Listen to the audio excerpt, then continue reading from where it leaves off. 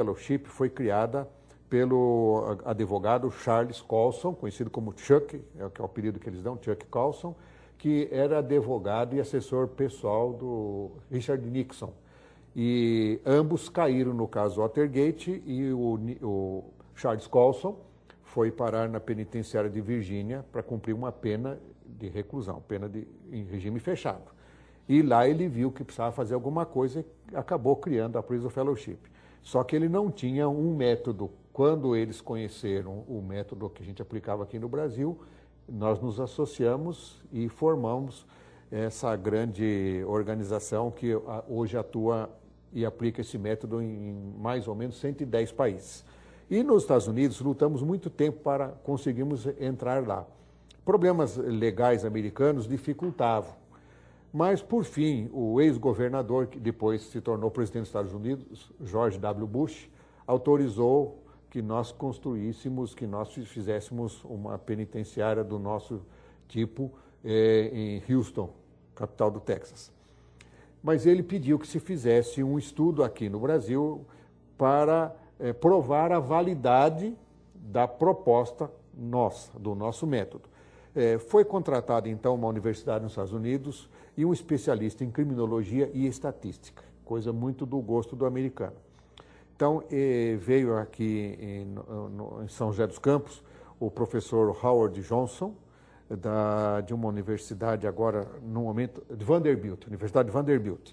E ele levantou todas as estatísticas de São José dos Campos, estatísticas que começaram a ser feitas assim que eu autorizei essa experiência no presídio de São José dos Campos. Vamos registrar tudo porque um dia nós poderemos precisar. E fica tudo isso aberto para a sociedade. E depois que esses dados foram levantados pelo professor Johnson, eu falei, agora o senhor vai conferir os elementos na Secretaria da Justiça e na Secretaria da Segurança Pública. Não existia administração penitenciária ainda.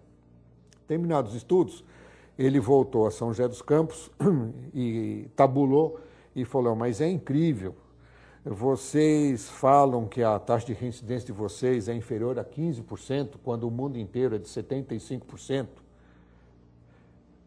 E, inclusive, levantamentos da ONU, na época, apontavam para esse índice. E nós estamos encontrando aqui um índice de 13%, 14%.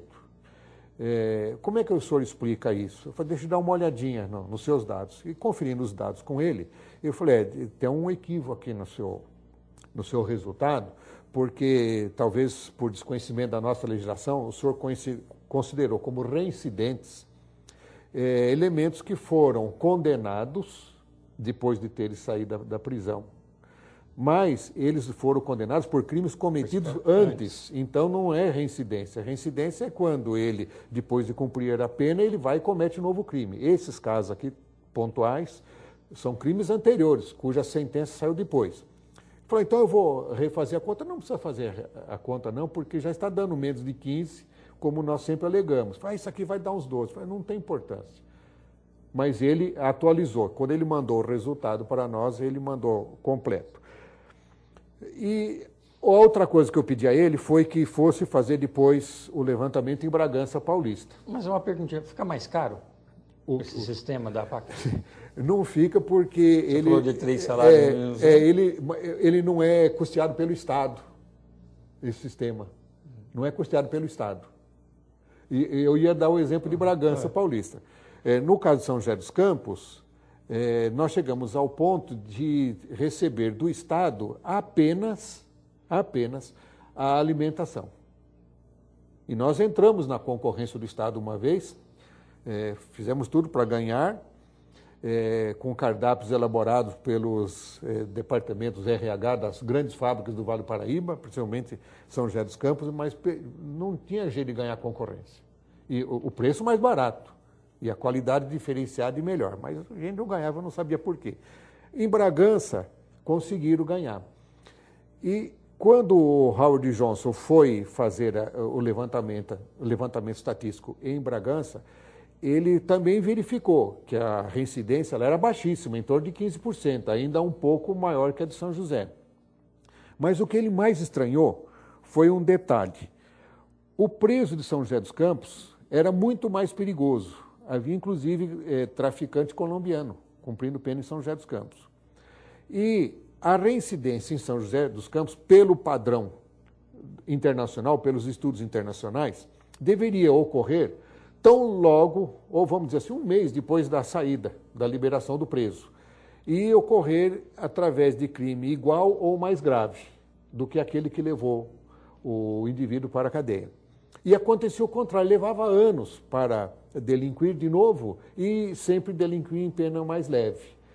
Em Bragança, onde os presos eram muito menos perigosos e as penas eram muito menores, ocorria o contrário. Eles reincidiam logo depois em crimes mais graves. E ele não entendia o que se passava. Eu falei, o senhor notou alguma diferença na grade horária de atividade dos presos entre aqui e lá? Não, não observamos. Foi então, veja aqui a diferença da grade horária. Nós começamos em São José dos Campos cuidando primeiro do lado espiritual, do lado moral do preso. Inclusive com alfabetização, porque muitos são analfabetos. A gente não consegue nem dar uma aula, ensinar uma profissão, porque ele é analfabeto. Então nós atacamos primeiro esse lado. Aí ele vai crescendo espiritualmente.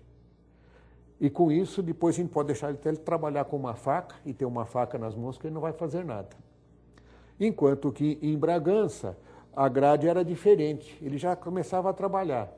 Aí ele ficava desesperado por ganhar mais dinheiro, por querer mais dinheiro, ele queria mais trabalho, mais atividade remunerada, e não havia esse cuidado, essa preocupação com a recuperação espiritual, a recuperação moral dele, o caráter.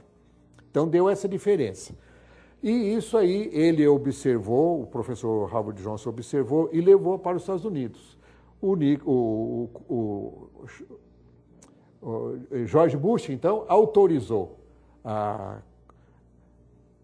nossa presença, a nossa atividade lá, e eu tenho uma foto em casa da entrada, do portão de entrada dessa penitenciária, que é ao lado da penitenciária tradicional na cidade de Houston.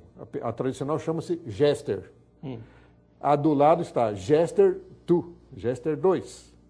E embaixo escrito, APAC Replication. O que para nós é um galardão, é um prêmio, um reconhecimento de que o nosso método deu resultado. O assunto é fascinante.